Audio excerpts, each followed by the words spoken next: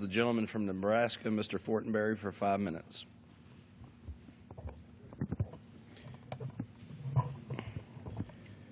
Thank you, Mr. Speaker.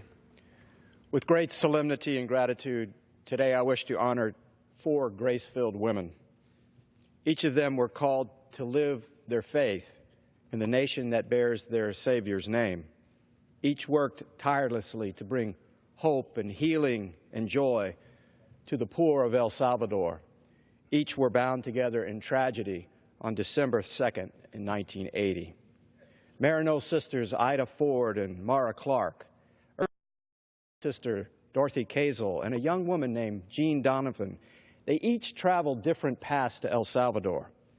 In the words of Sister Dorothy, they were united by a powerful sense of responsibility to spread the gospel to people who needed help.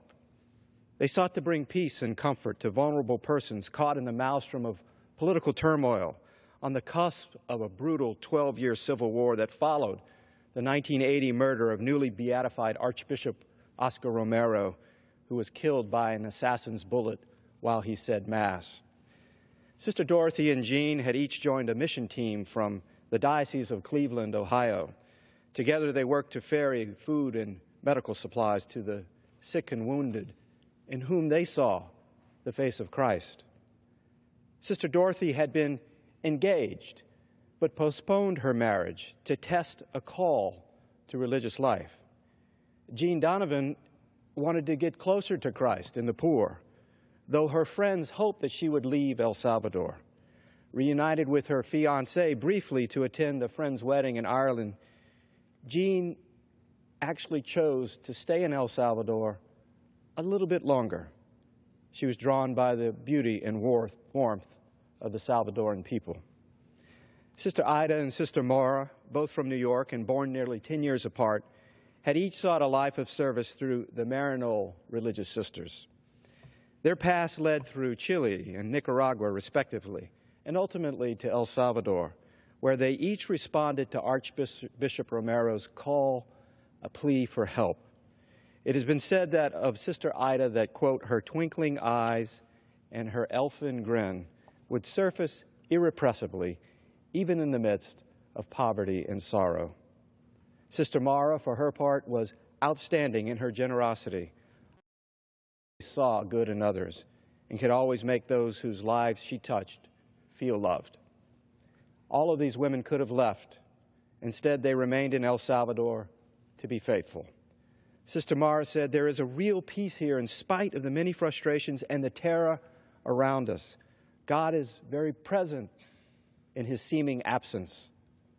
They all gave what they had to the poor and homeless, whose difficulties were compounded by a counterinsurgency that indiscriminately leveled many innocent lives in its crossfire.